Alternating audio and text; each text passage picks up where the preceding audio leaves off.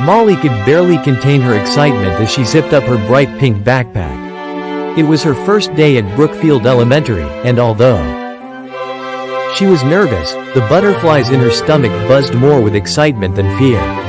Beside her, her younger brother, Timmy, was struggling to keep his shoelaces tied. "Mom, I'm ready," Molly called out, checking herself in the mirror one last time. She had chosen her favorite dress for this special day, a pale blue one dotted with small white flowers. "Hold on, sweets," her mom replied from the kitchen. "Remember to wait for Timmy." Already running circles in the hallway, Timmy was exuberant, if a bit disheveled. His brown hair stuck out in all directions, and his backpack looked almost as big as he was. Molly helped him straighten his cap before hearing their mom's footsteps approach.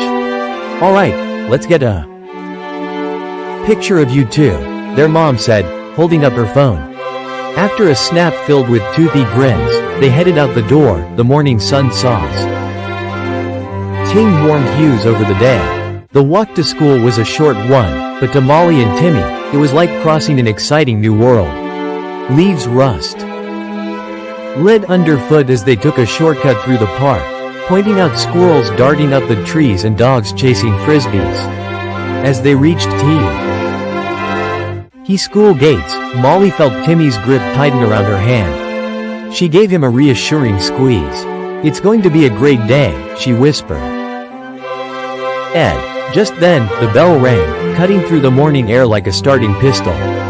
Kids of all sizes swarmed towards it, their laughs and